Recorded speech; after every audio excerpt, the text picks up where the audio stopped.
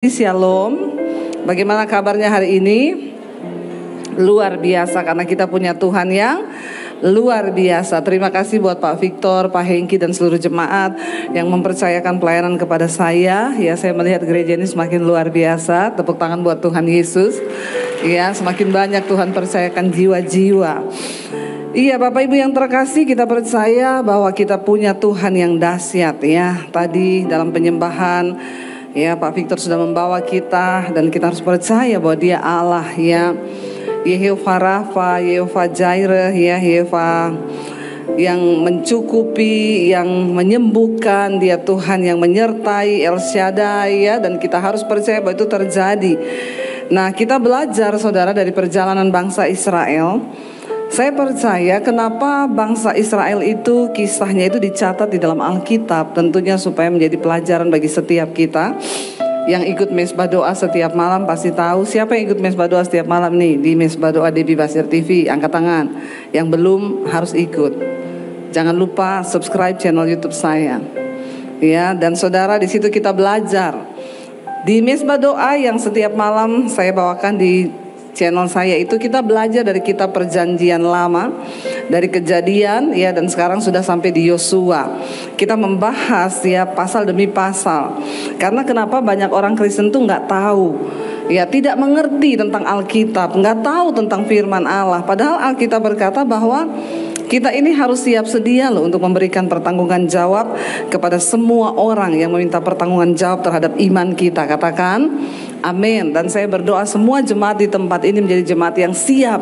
Untuk apa? Untuk memberikan pertanggungan jawab. Ketika kita berjumpa dengan orang, saudara harus melayani orang.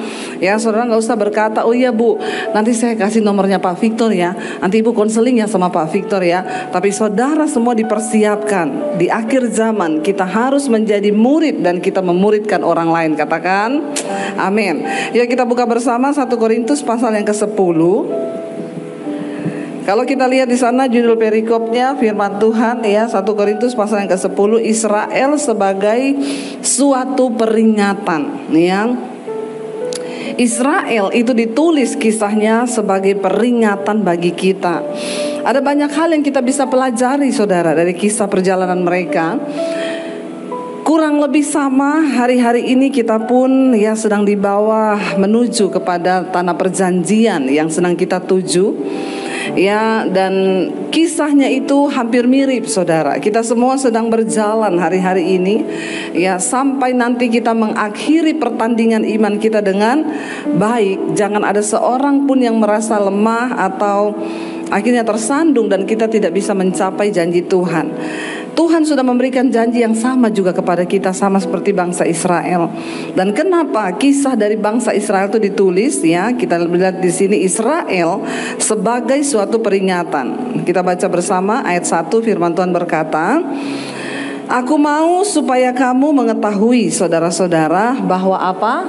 Bahwa nenek moyang kita semua berada di bawah perlindungan awan dan bahwa mereka semua telah melintasi laut. Ya, Rasul Paulus menulis ini kepada jemaat yang ada di Korintus. Dia berkata, aku mau supaya kamu mengetahui ya bahwa nenek moyang kita itu berada di bawah perlindungan awan dan bahwa mereka telah melintasi laut ya. Ketika bangsa Israel dibawa keluar dari perbudakan saudara, dan akhirnya mereka ya dibawa melintasi laut dan dalam perlindungan awan mereka berjalan. Ayat yang kedua, untuk menjadi pengikut Musa mereka semua telah dibaptis dalam awan dan dalam laut.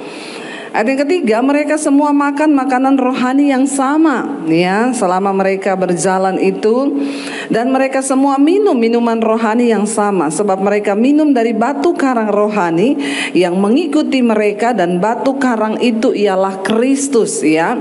Kita punya batu karang yang teguh hari ini, yaitu Kristus ya. Ayat yang kelima, tetapi sungguh pun demikian Allah tidak berkenan ya kepada bagian yang terbesar dari mereka, karena mereka ditewaskan di padang gurun. Saudara, kalau kita melihat di sini dikatakan bangsa Israel, mereka itu sama-sama mengalami Tuhan. Mereka makan makanan rohani yang sama, mereka minum minuman yang sama ya, tetapi sekalipun demikian Tidak peduli seberapa besar Anda pernah mengalami hal-hal rohani, nggak peduli seberapa hebat mungkin saudara pernah mengalami Tuhan. Yang terpenting adalah apakah kita mengakhiri semua pertandingan iman kita itu dengan baik. Di sini dikatakan, ya tetapi sesungguh pun demikian, walaupun mereka makan makanan rohani yang sama, minum minuman rohani yang sama, tetapi dikatakan Allah tidak berkenan kepada bagian yang terbesar dari mereka, karena mereka ditewaskan di padang gurun. Ya, jadi Tuhan gak berkenan. Hari ini saudara, saya mau sampaikan, tidak cukup kita menjadi orang Kristen saja. Ya, kita semua datang mungkin hari ini sama-sama kita ke gereja, tetapi yang akan mengakhiri sampai di garis akhir, kita semua harus berjuang di dalam iman kita, saudara. Karena tidak semua orang Kristen, itu saya selalu bilang ya, tidak semua orang Kristen masuk surga. Karena itu jangan hanya menjadi Kristen biasa. Mari kita mengalami Tuhan. Bangsa Israel, mereka mengalami, ya, mereka berjalan bersama-sama Musa. Bahkan mereka minum minuman rohani yang sama. Mereka sama-sama melihat mujizat Tuhan. Ya, tetapi dikatakan di sini, sekalipun demikian Allah tidak berkenan kepada bagian yang terbesar dari mereka. Nanti kita akan pelajari kenapa Tuhan gak berkenan kepada mereka. Ya, dan dikatakan di sana, saudara, ayat yang ke-6, semuanya ini telah terjadi sebagai apa? Contoh bagi kita, untuk memperingatkan kita supaya jangan kita apa? Menginginkan hal-hal yang jahat seperti yang telah mereka perbuat. Kenapa ini ditulis? Kenapa ini dicatat? Sebagai apa dikatakan di sana? Peringatan bagi kita. Dan ini serius, Bapak Ibu Saudara. Ya, biarlah kehidupan bangsa Israel, kisah mereka itu menjadi peringatan bagi saudara dan saya. Ya, supaya kita jangan sama seperti mengalami seperti mereka. Dikatakan di sana Allah tidak berkenan dari bagian yang terbesar. Kekristenan itu bukan hanya bicara engkau setiap hari Minggu datang ke gereja. Kekristenan bukan hanya bicara oh kita ini Kristen, ya rasanya sudah cukup lah. Ada banyak hal yang harus kita lakukan supaya kita mendapatkan perkenanan Tuhan, saudara. Dan di sana dikatakan ya, tetapi sungguh pun demikian, akhirnya yang terbesar dari mereka ditewaskan di padang gurun. Semuanya ini telah terjadi sebagai contoh bagi kita, untuk memperingatkan kita. Ya, apa yang bisa memperingatkan kita hari-hari ini? Ya, Alkitab berkata, lihat kehidupan bangsa Israel, lihat perjalanan mereka bersama dengan Tuhan. Dan itu menjadi peringatan bagi kita. Ayat 7, dan supaya jangan kita menjadi penyembah berhala, sama seperti beberapa orang dari mereka. Ya, seperti ada tertulis, maka duduklah bangsa itu untuk makan minum, ya, dan kemudian bangunlah mereka dan bersukaria. Mereka melupakan Tuhan, saudara. Ya, di tengah hidup ini, ya, mari saudara kita ini selalu memandang kepada Tuhan. Jangan pernah melupakan Tuhan. Ada banyak orang akhirnya melupakan Tuhan. Waktu miskin dia berdoa, ya Tuhan, kalau Engkau berkati aku Tuhan, maka aku akan diberkati, aku akan lebih cinta lagi kepada Tuhan. Tapi setelah diberkati akhirnya dia lupa Tuhan. Ada seorang ibu datang sama saya, Bu Debbie, saya mau ibu berdoa buat kami, ibu, supaya suami saya miskin lagi, Bu. Loh, kenapa ibu perlu berdoa supaya suaminya miskin lagi? Dulu kami memulai pernikahan, kita mulai dari nol bersama-sama. Waktu masih miskin, suami saya ini cari Tuhan. Dia cinta Tuhan, Bu. Dia cinta keluarga waktu masih miskin. Setiap hari kami berdoa bersama-sama. Tapi ketika sudah diberkati Tuhan, usahanya diberkati Tuhan, sekarang dia lupa Tuhan. Dia gak pernah lagi berdoa bersama keluarga. Dia benar-benar gak pernah ke gereja setiap hari, ya. Dia sibuk dengan usahanya. Jadi saya minta, Bu, supaya ibu berdoa biar suami saya miskin lagi. Ya, bahkan sekarang ketika diberkati sudah mulai selingkuh. Banyak orang, saudara, di dalam kehidupan seperti itu. Makanya kita perlu berdoa supaya mata kita tetap tertuju kepada Tuhan. Ya, ketika miskin, ya jangan kita menolak Tuhan. Ya, berikan padaku apa yang patut bagiku. Karena saudara, banyak orang itu yang juga tidak siap kaya loh. Makanya hati-hati, jangan cuma berdoa minta kaya.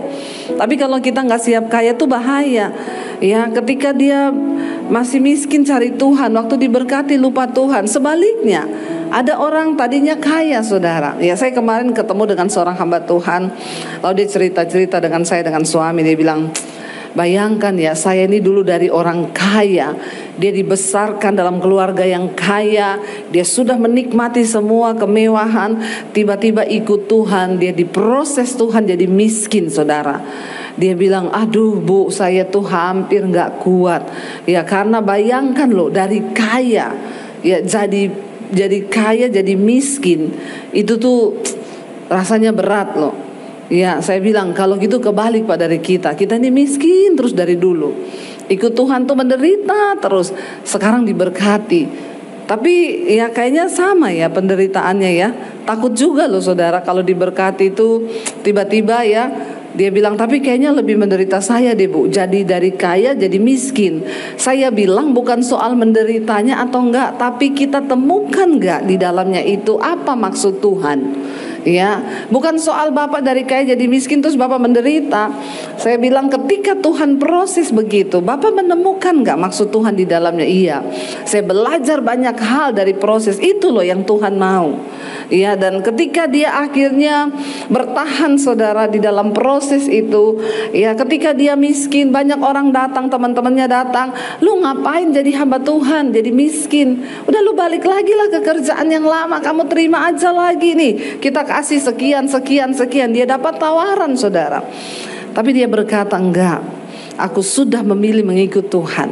Kalaupun hari ini aku berkekurangan, aku tidak akan pernah tinggalkan panggilanku jadi hamba Tuhan. Dia jalani proses itu sampai ketika waktunya tiba saudara, dia tetap setia diuji. Sekarang Tuhan berkati dia lagi luar biasa, bahkan lebih luar biasa dari yang dulu.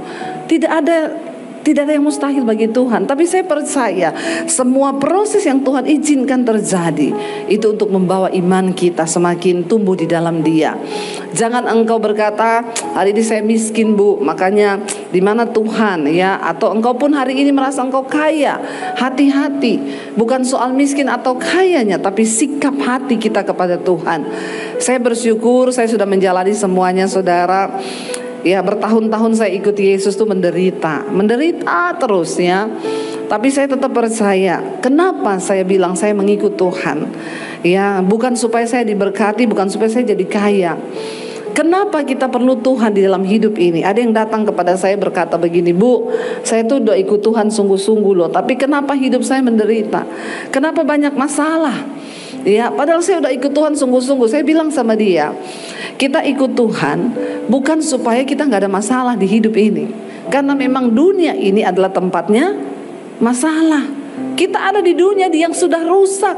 Ya, kita ada di tengah orang-orang yang berdosa. Bahkan Yesus berkata, kamu itu seperti domba di tengah serigala. Ini tempatnya masalah. Kalau ibu masih hidup di dunia, ya itu mesti ada masalah. Kalau nggak ada masalah itu ya bukan di dunia lagi. Mau didoakan supaya cepat pulang ke rumah Bapak? Nggak mau juga, tetap masih mau di dunia. Kenapa kita percaya Tuhan dan harus mengikut Tuhan di dunia ini? Karena dunia ini memang banyak masalah. Kita ikut Tuhan, kita percaya Tuhan supaya kita mendapat kekuatan. Ketika kita menghadapi masalah, ada kekuatan. Bahkan ketika doa kita belum dijawab pun, satu hal yang harus kita syukuri, kita mengenal Tuhan, karena Dia menjadi jaminan sampai pada kekekalan. Ya, Tuhan adalah jaminan kita. Bahkan saudara, saya itu selalu berkata ya, kalau ada orang datang, Bu, saya divonis dokter tinggal 6 bulan umur saya.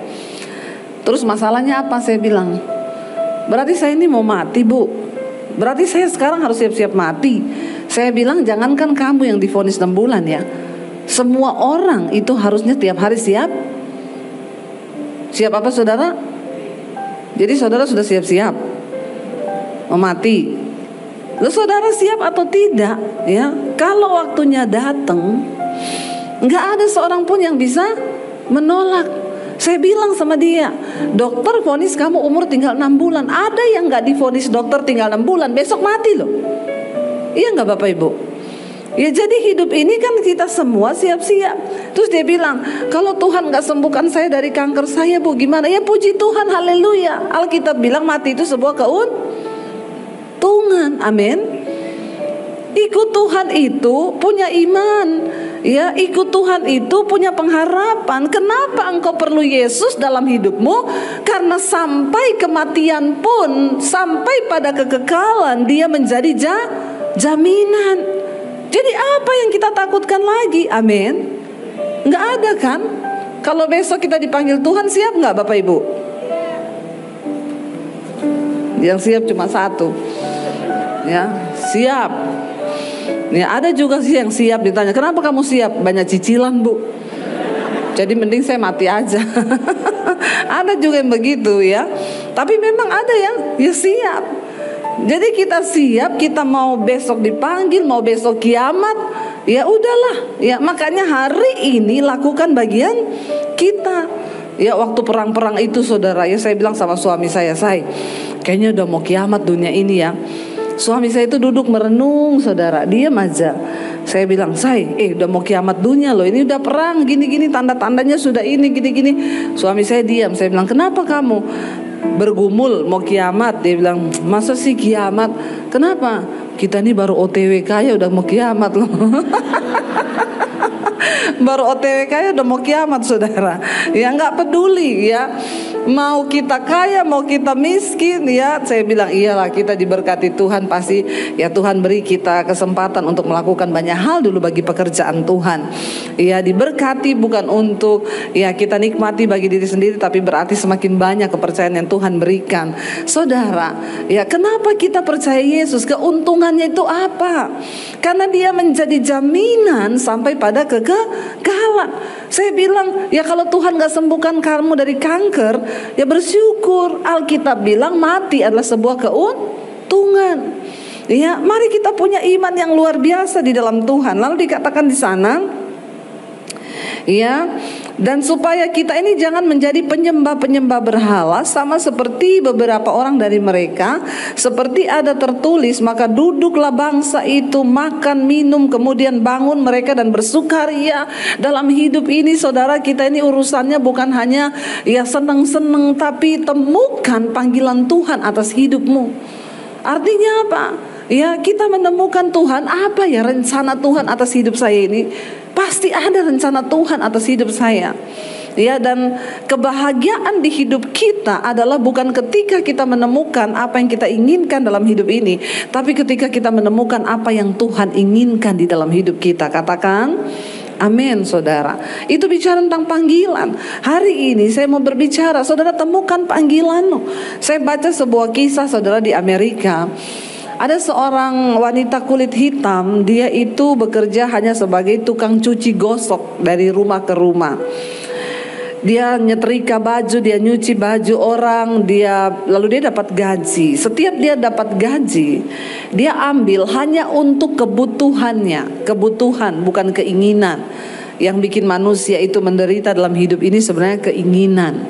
Besar pasak daripada tiang. Ya gajinya pas-pasan, keinginannya ya luar biasa saudara. Gaji cuma 4 juta, keinginannya 12 juta. Jadi bagaimana hidupnya tidak menderita. Nah saudara, wanita itu menemukan panggilan Tuhan atas hidupnya. Dia cuma buruh cuci gosok. Saya mau kasih tahu bahwa menemukan panggilan Tuhan itu bukan semua mau jadi pengkhotbah. Iya Bu, saya ini dapat Bu suara Tuhan. Benar Ibu bilang saya harus jadi pengkhotbah Bu. Ya jadi kapan saya dijadwal ini ya? Bukan saudara. Menemukan panggilan Tuhan artinya kita melakukan sesuatu yang berdampak bagi orang lain. Wanita ini dia bukan seorang pendeta, dia bukan seorang aktivis di gereja. Dia cinta Tuhan, tapi dia hanya buruh cuci gosok. Setiap kali digaji, dia ambil untuk kebutuhan dirinya, buat beli makanan dan mencukupi apa yang menjadi kebutuhannya, bukan keinginannya. Lalu sisanya dia tabung saudara. Satu kali ketika dia sudah mau meninggal, dia udah tua, dia panggil ya pengacara datang ke rumahnya, disaksikan beberapa saksi. Dia berkata, saya punya tabungan yang selama ini saya tabung, dan sekarang saya udah tua, saya udah mau mati. Ya saudara, itu tabungannya Luar biasa loh saudara ya. Saya lupa berapa tapi itu mencapai miliaran rupiah.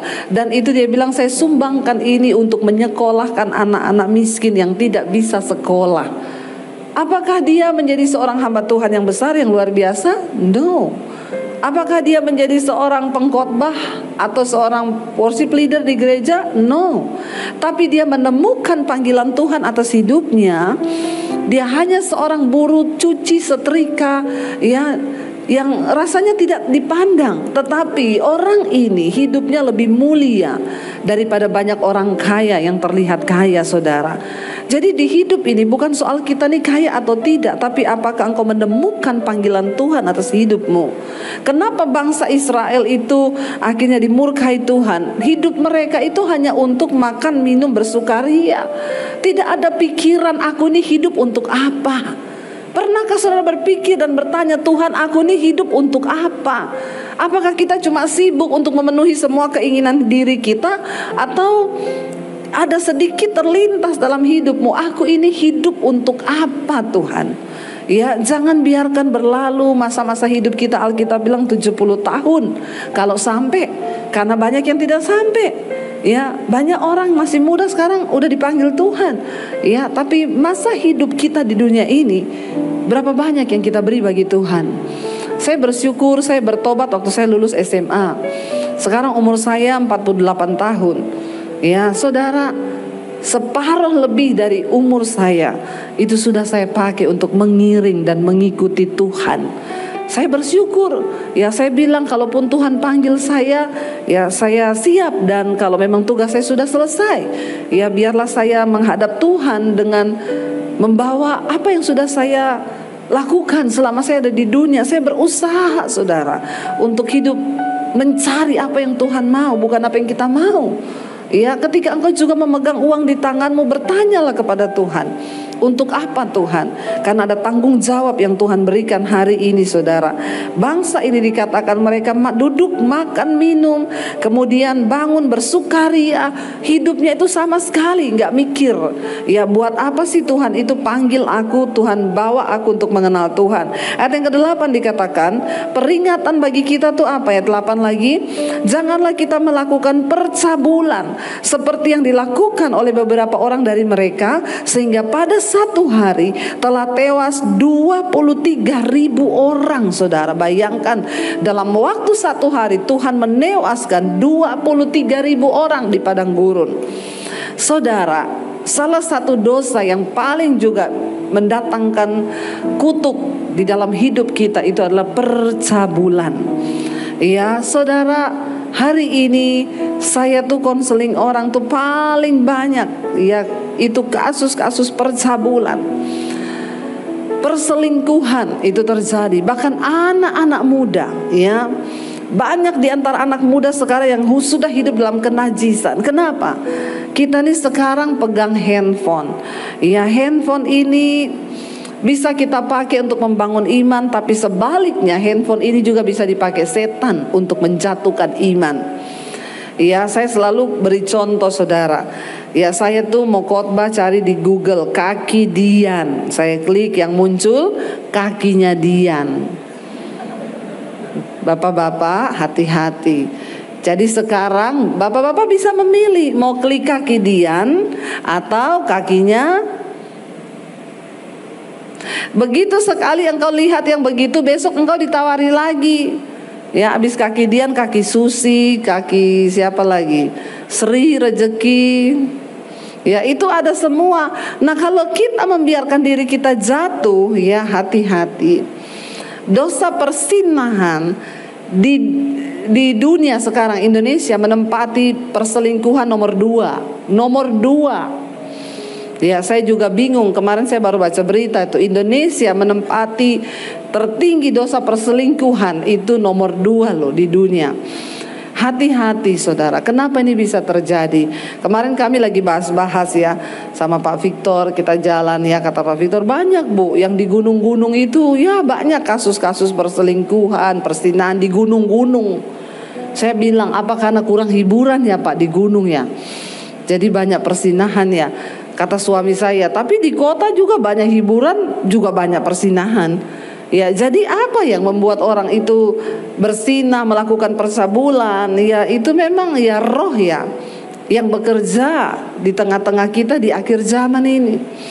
Dan karena itu Tuhan memperingati kita lewat kehidupan bangsa Israel. Tuhan melarang mereka untuk tidak menikahi wanita-wanita Kanaan yang tidak takut Tuhan. Tapi mereka tetap melakukan percabulan dan kejatuhan bangsa Israel ketika mereka sudah memasuki tanah perjanjian, yaitu karena mereka melakukan percabulan dengan wanita-wanita Kanaan yang tidak takut akan Tuhan, menyembah berhala. Akhirnya mereka semua ikut dalam penyembahan berhala. Bapak Ibu, engkau yang punya anak-anak muda, hari-hari ini kita perlu banyak berdoa. Tanamkan takut akan Tuhan, tapi dimulai dari kita dulu, orang tua. Perselingkuhan itu terjadi begitu luar biasa. Ini ya, saya punya handphone ini, itu yang masuk puluhan ribu orang konseling. Kasus terbesar itu setiap buka itu, Bu, suami saya selingkuh, Bu, istri saya selingkuh, Bu. Ya, itu isinya semua perselingkuhan. Makanya sekarang ini kita sudah tidak main-main lagi. Mari kita sungguh-sungguh berdoa. Ya, kalau ada yang suaminya berselingkuh, dia datang, Bu Debbie, saya sudah berdoa buat suami tapi dia nggak mau bertobat. Gimana ya, Bu? Ibu doanya gimana? Tuhan, jamah suamiku supaya bertobat. Sekarang rubah doanya, Tuhan hajar suamiku supaya dia bertobat. Ya, dia tanya, nggak apa-apa Bu, saya berdoa begitu. Nggak apa-apa, doa saja, Tuhan hajar suamiku. Lalu suaminya pulang, dia bilang sama suaminya, saya sekarang tiap hari berdoa loh buat kamu. Saya berdoanya, Tuhan hajar suamiku. Suaminya marah, siapa yang suruh kamu berdoa begitu? Saya konseling sama Ibu Debbie Basir, katanya doanya begitu. Suaminya telepon saya, saudara, satu kali. Ini dengan pendeta Debbie Basir. Saya bilang, iya betul. Pendeta macam apa kau itu? Kenapa?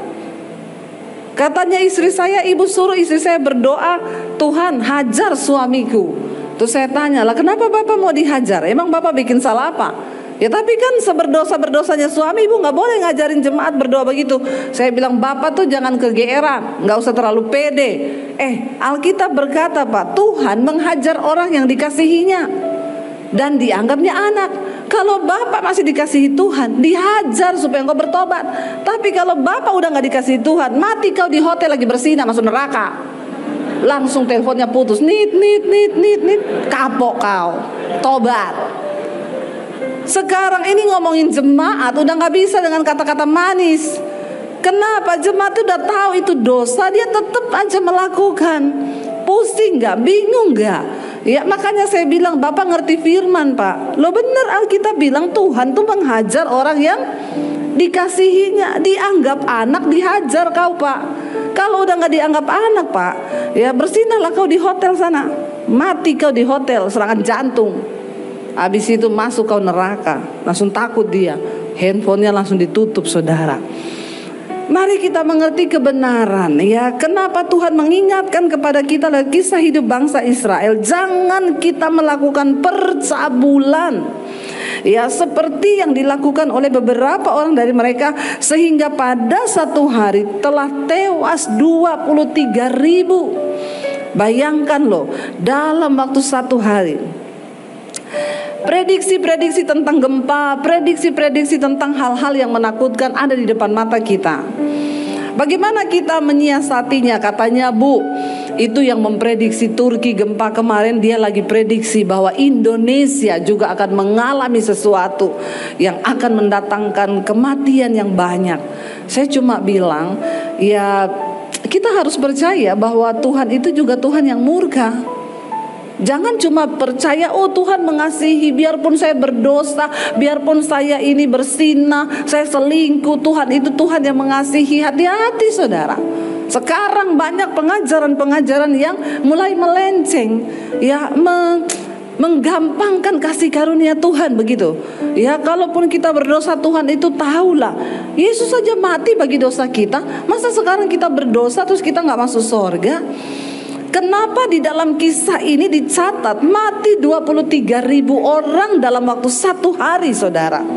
Itu untuk membuka mata kita. Kita sudah membaca di atas tadi judulnya Israel sebagai suatu peringatan. supaya kita tahu bahwa Allah kita cuma bukan Allah yang mengasihi saja, tapi Dia juga bisa menjadi Allah yang murka, sebab Dia membenci dosa. Nah, kalau manusia diingatkan untuk bertobat tidak mau bertobat, malah memilih terus hidup di dalam dosa, ya murka itu bisa terjadi. Ya, kalau tiba-tiba ada sesuatu yang terjadi, ya kita nggak bisa bilang, oh itu kebetulan, Tuhan yang pegang kendali atas segala sesuatu dan Dia yang berdaulat. Dan bagian kita hari ini, saya bilang, hidup dalam kekudusan aja. Mendengarkan banyak berita-berita hari-hari ini, memang harusnya kita waspada. Mari berjaga-jaga, tidak main-main. Kita ada di hari-hari yang terakhir. Iman kita harus semakin serius dengan Tuhan. Tinggalkan dosa, Bapak Ibu. Jangan bermain-main dengan dosa, sebab bukan orang sembarangan yang akan masuk ke sorga. Hanya orang-orang yang mau berjuang terus hidup dalam kekudusan, mencari perkenanan Tuhan, mereka yang akan mengalami sorga yang mulia itu. Karena tidak semua orang Kristen masuk sorga. Mari, yang hari ini engkau selingkuh, engkau hidup dalam kenajisan, anak-anak muda, buang dan tinggalkan semua itu supaya kita mendapat perkenanan di mata Tuhan. Lalu dikatakan ayat yang ke-9, dan janganlah kita mencobai Tuhan seperti yang dilakukan oleh beberapa orang dari mereka, sehingga mereka mati dipagut ular. Ya, jangan mencobai Tuhan. Hidup menurut takaran iman yang diberikan kepada kita, saudara, sehingga hidup ini kita bisa menata. Ya, mencobai Tuhan itu apa ya? Ya, saya suka berkata begini, saudara, ada orang-orang yang tidak pakai logika dalam hidup, ya. Mencobai Tuhan, gajinya 5 juta, ya, dia ambil mobil cicilannya 6 juta, belum kehidupan yang lain, Kebanyakan orang Kristen itu masuk di dalam pencobaan dan persoalan dalam hidup itu karena kebodohannya. Kita punya Tuhan, kita punya hikmat Tuhan. Mari kita berdoa. Bagi anak-anak muda, jangan engkau mencobai Tuhan. Sudah tahu pacaran sama laki-laki merokok, mabok, sukanya dugem, tapi dia ganteng, tapi dia begini, tetap maksa. Alkitab sudah berkata, jangan menjadi pasangan yang tidak seimbang dengan orang yang tidak percaya. Ya, kalaupun dia, tapi dia Kristen, Bu, tapi kalau engkau lihat tanda-tandanya seperti itu, jangan engkau mencobai. Ada yang telepon, Bu, saya sudah tunangan, tapi ternyata tunangan saya ini gak takut Tuhan.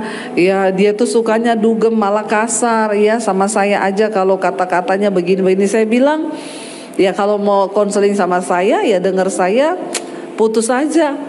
Ya, dia belum menikah udah seperti itu. Ya, tapi gimana, Bu, saya sudah terlanjur cinta. Ya silakan, kalau kamu mau bayar harga yang tinggi, masuk aja dalam pernikahan. Ya, tapi jangan konseling sama saya lagi. Ya, Tuhan sudah kasih kita firman, ikutilah petunjuk firman itu. Jangan engkau mencobai Tuhan, tidak menguasai diri menurut ukuran firman Tuhan. Ayat yang ke-10 dikatakan di sana, dan janganlah bersungut-sungut seperti yang dilakukan oleh beberapa orang dari mereka, sehingga mereka dibinasakan oleh malaikat maut, saudara. Dosa bersungut-sungut ini yang luar biasa. Saya berdoa jemaat di sini tidak ada yang bersungut-sungut. Tiap hari semua mengucap syukur. Katakan, lawannya bersungut-sungut adalah bersyukur. Orang yang suka bersungut pasti tidak mau bersyukur. Orang yang rajin bersyukur pasti tidak mau bersungut-sungut. Hidup ini dijalani, ndak usah banyak bersungut, karena sungut-sungut itu memperlama perjalanan kita. Perjalanan bangsa Israel dari Mesir menuju ke tanah Kanaan itu harusnya cuma beberapa hari jalan kaki, tapi menjadi 40 tahun karena mulut mereka itu loh bersungut-sungut. Loh saudara, ini tinggal 1 hari mereka mau masuk ke tanah perjanjian, tapi mereka bersungut-sungut mau melempari Musa dengan batu. Mereka berkata, kenapa Musa membawa kita ke sini? Itu di sana bangsa itu besar orangnya, kita mau masuk, ya kita pasti mati di sini. Mending kita ganti Musa aja, kita cari orang lain, lalu kita bawa lagi diri kita kembali ke Mesir. Ngapain kita memasuk tanah itu? Mulut mereka tuh bersungut-sungut.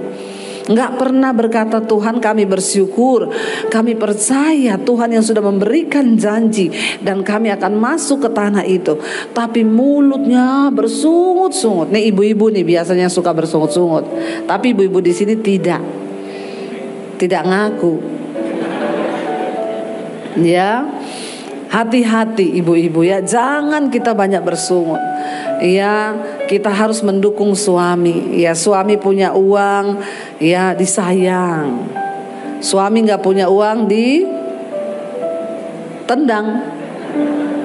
Disayang juga ya. Dukung suami, berikan dia dukungan. Ya, kita saling mendukung. Nggak apa-apa Pak, mungkin ya hari ini rezekinya sedikit, tapi percayalah kita punya Tuhan yang luar biasa. Tuhan itu pasti sanggup memberkati. Ya, saya tuh dulu saudara waktu hidup dengan suami saya, kami ini ya kalau dibilang mulai itu bukan dari nol lagi, dari kita ini mulai. Ya, saya tahu saya diciptakan sebagai seorang penolong. Wanita kita diciptakan sebagai seorang penolong. Saya dulu kami ya suami saya bikin percetakan. Distributornya itu semua pendeta-pendeta, karena yang kita jual itu buku-buku rohani, renungan harian di seluruh Indonesia. Ya, distributornya hamba-hamba Tuhan. Tapi kalau tanggalnya sudah jatuh tempo, kita harus nyetak lagi, beli kertas lagi.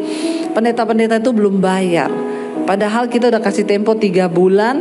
Nanti kita kirim barang yang keempat, dia baru bayar yang pertama. Sebenarnya sudah cukup kan tempo 3 bulan. Tetap ada banyak yang telat, nggak bayar 4 bulan, 5 bulan. Ini kan pendeta semua distributornya. Kalau saya telepon, nada tunggunya, Allah mengerti, Allah peduli. Dalam hati saya, Allah aja mengerti, masa saya nggak ngerti? Itu maksud dia. Ya, nggak usah nagih lah, Allah aja mengerti. Ya, Tuhan aja mengerti, masa lu nggak ngerti? Saudara, satu kali suami saya bilang, kita nggak bisa ambil kertas karena kita belum bayar yang tagihan yang bulan lalu. Jadi kita pasti telat bulan ini karena ngeri saudara, berhadapan dengan orang Kristen yang nggak bertobat itu soal uang. Kalau Anda tidak dipercaya dalam hal uang, maka tidak mungkin Tuhan mempercayakan berkat yang besar dalam hidupmu. Karena satu-satunya Yesus mensejajarkan dirinya itu dengan mamon, dengan uang. Ya, jadi saya tuh susah juga ya. Kalau saya lihat suami begitu, ya saya tidak bisa buat apa-apa. Tapi saya tahu saya ini diciptakan Tuhan sebagai penolong. Nanti kalau saya melemahkan imannya, karena bapak-bapak itu kan untuk percaya memang agak susah bapak-bapak itu, karena mereka lebih pakai logika. Ya, perempuan itu lebih pakai perasaan. Jadi kita lebih rotok percaya ya daripada laki-laki. Dan bapak-bapak, saya juga berdoa bapak-bapak di sini semua memakai iman, tidak pakai logika. Pakai imanmu kepada Tuhan. Pakai logika capek, makanya banyak laki-laki kena stroke. Karena cuma pakai logika terus, ya nggak pernah pakai iman. Jadi saya waktu itu ngomong sama suami, percaya saya, besok itu pasti ada duitnya. Besok terakhir dari distributor itu, ya toko itu bisa kasih kita kertas. Suami saya bilang, nggak mungkin besok terakhir, nggak mungkin besok ada yang kasih uang. Semua distributor sudah ditelepon, nggak ada yang mau bayar. Jadi saya cuma bilang, ya kita berdoa saja. Tapi saya bilang besok uangnya pasti ada. Dia curiga sama saya.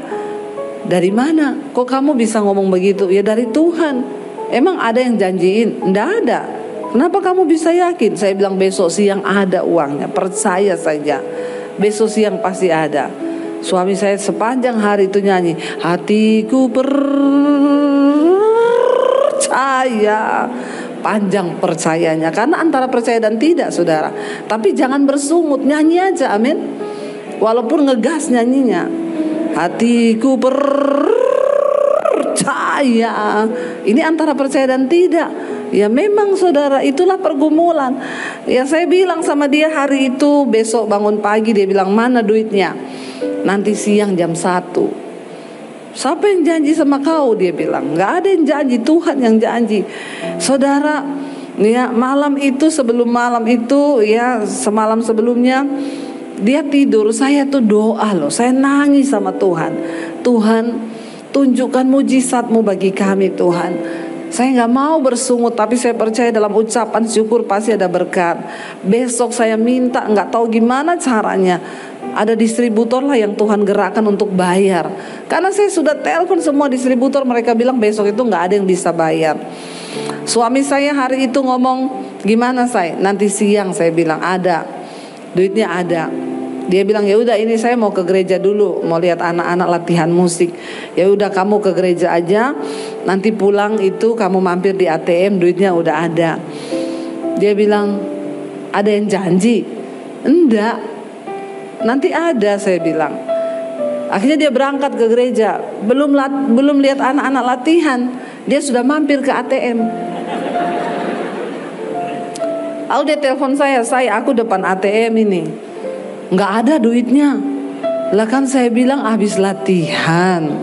Lah belum latihan sudah cek duit loh. Ya begitulah bapak-bapak ya. Tapi bapak-bapak di sini tidak.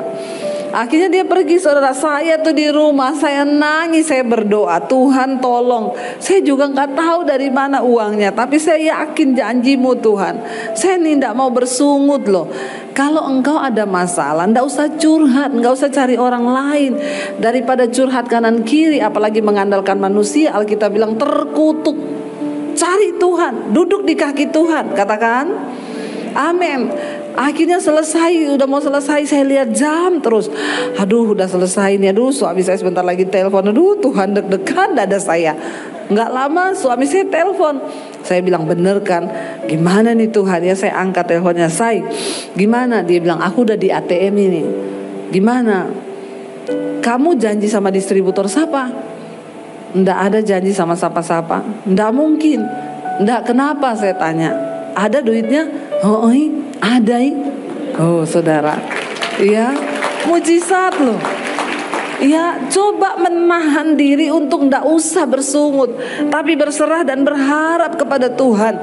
Dia tuh sampai bingung, pulang tanya, mesti kamu ada yang janjiin? Ndak ada yang janjiin. Saya tuh berdoa minta kasih karunia Tuhan. Saudara, kenapa janji Tuhan menjadi lama atas bangsa Israel? Bahkan mereka harusnya hanya beberapa hari, malah mati di padang gurun, malah berputar selama 40 tahun karena dosa bersungut-sungut. Bilang kanan kirimu, jangan bersungut-sungut. Terutama suami istri. Ya, lihat-lihatan suami istri, coba. Istri lihat suamimu, jangan lihat suami orang. Lihat suamimu sendiri, lihat istrimu sendiri, jangan lihat istri orang. Ngomong, mulai sekarang kita jangan bersungut-sungut, tapi bersyukur. Ya, dan Alkitab berkata jangan bersungut-sungut seperti yang dilakukan oleh beberapa orang dari mereka, sehingga mereka dibinasakan oleh malaikat maut. Ya, orang itu kalau banyak bersungut-sungut, saudara, ada malaikat maut loh di sekeliling kita loh. Ya, tiba-tiba nanti kita dibinasakan, bertobat ya. Semuanya ini ayat 11 berkata telah menimpa mereka sebagai contoh, kata firman Tuhan. Semua ini telah menimpa mereka sebagai contoh dan dituliskan untuk menjadi peringatan bagi kita yang hidup pada waktu di mana zaman akhir telah tiba. Kita sedang ada di hari-hari yang terakhir. Ya, kita percaya ya bahwa semua yang sudah ditulis kisah hidup bangsa Israel itu memperingatkan kepada kita, apalagi sekarang kita hidup di mana zaman akhir telah tiba. Dan Alkitab berkata di hari-hari yang terakhir akan datang masa yang sukar. Memang akan datang kesukaran, tapi biar kita belajar setidaknya, saudara, jangan keras kepala seperti bangsa Israel. Jangan cuek hidupmu ini, temukan panggilan Tuhan. Jangan engkau melakukan percabulan, persinahan, dan jangan bersungut-sungut. Itu dosa-dosa terbesar yang membuat mereka berputar-putar 40 tahun. Saya berdoa di masa-masa terakhir ini, saudara, kita jangan takut apapun prediksi orang, apapun ramalan-ramalan orang tentang tahun ini. Ya, kita percaya. Kita lihat ayat yang ke-13 di sana dikatakan, inilah saudara ayat yang ke-12. Sebab itu, nah ini ayat 12 dulu. Apa caranya supaya kita ini tetap kuat? Sebab itu, siapa yang menyangka bahwa ia teguh berdiri, hati-hatilah supaya ia jangan jatuh. Jangan ada seorang pun merasa kuat hari-hari ini. Kita membutuhkan Tuhan. Tidak ada satupun yang kuat. Saya tidak merasa kuat hari ini. Saya butuh Tuhan. Saya butuh teman-teman untuk menasehati saya. Saya butuh suami sebagai penasehat bagi saya. Suami, engkau juga butuh istri sebagai penasehatmu. Jangan berkata istri itu gak bisa apa-apa, kamu bisanya dapur aja, gak usah ikut campur dalam pekerjaan. Orang laki-laki yang mengasihi istrinya itu akan diberkati Tuhan. Saya melihat suami-suami yang melibatkan istri, meminta doa restu istri dalam segala hal, itu hidupnya diberkati Tuhan. Kita ini harus sama-sama loh saudara, dalam segala hal keputusan diputuskan bersama. Ya, suami saya itu loh, jangankan hal yang besar, beli baju aja tanya saya loh saudara. Ya, kita kalau ke mall misalnya, saya ke tempat lain, dia WA saya, kamu kesini bentar, kenapa? Aku mau beli kemeja ini, menurutmu bagus apa enggak? Cocok apa enggak? Ya, kalau dia pakai dia bilang bagus, saya bilang kurang, nggak jadi. Saya juga begitu. Ya, kita berdua bersama-sama sepakat, apapun diputuskan bersama-sama, maka Tuhan pasti akan memberkati. Ya, jangan engkau merasa teguh berdiri, engkau butuh penasehat. Siapa penasehat terdekat kita? Suami, ya istri. Karena itulah orang yang terdekat dengan kita. Ya, kita semua tidak kuat, kita butuh Tuhan, kita butuh orang lain untuk menasehati. Ya, dikatakan jangan engkau merasa hari ini engkau teguh berdiri. Ya, supaya hati-hatilah, jangan sampai engkau jatuh. Ingat saudara, iblis hari-hari ini sedang memasang perangkap bagi kita. Tapi kita percaya ketika kita berjalan bersama Tuhan, Tuhan memberikan kita kekuatan. Yang terakhir saya pengen kita baca ayat 13. Tidak usah takut akan apapun. Ayat 13 ini berkata, kita baca bersama, ini ayat favorit kita semua. 1 Korintus 10 ayat 13, 1, 2, 3. Pencobaan-pencobaan yang kamu alami ialah pencobaan-pencobaan biasa yang tidak melebihi kekuatan manusia. Sebab Allah setia, dan karena itu Ia tidak akan membiarkan kamu dicobai melampaui kekuatanmu. Pada waktu kamu dicobai, Ia akan memberikan kepadamu jalan keluar sehingga kamu dapat menanggungnya. Sekalipun kita ada di zaman akhir yang penuh dengan kesusahan yang besar, yang penuh dengan tantangan yang besar, Alkitab memberikan sebuah jaminan. Firman Tuhan berkata, pencobaan yang kita alami adalah pencobaan yang biasa, yang tidak akan melampaui kekuatan kita. Makanya dilarang alay dan lebay. Biasa aja jalani hidupmu, hadapi masalahmu, tidak usah alay lebay. Cari Tuhan. Ya, ndak usah ya apa-apa ya, saya mau bunuh diri Bu, kenapa? Suamiku selingkuh. Bodoh. Kenapa suami selingkuh kau mau bunuh diri? Makanya kasihi Tuhan lebih dari segala-galanya. Jangan mencintai suamimu lebih dari yang kau mencintai Tuhan. Ya, itu yang terjadi. Akhirnya suami selingkuh, dia mau bunuh diri. Ngapain? Saya bilang ya, pencobaan yang kita alami itu pencobaan biasa yang tidak melebihi kekuatanmu. Hari ini apapun pencobaan yang kau alami, bilang kepada dirimu, Tuhan, aku percaya pencobaanku ini pencobaan biasa yang tidak melebihi kekuatanku. Bilang kanan kirimu, coba colek, pencobaanmu itu biasa, tapi Tuhanmu itu luar biasa. Saudara, kita percaya Tuhan sanggup mendengar doa kita lebih dari yang kita harapkan. Dia mendengar doa kita lebih dari yang kita nyatakan kepada Dia. Karena itu jangan pernah menyerah. Kita datang kepada Tuhan hari ini. Saya undang para imam musik ya. Kita naikkan pujian. Mungkin hari ini engkau belum melihat jawaban doa, tapi percayalah bahwa Tuhan itu turut bekerja lebih dari yang kita doakan. Dia menjawab semua doa kita. Dia mendengar semua yang engkau lagi gumulkan. Bagian kita adalah percaya kepada Tuhan.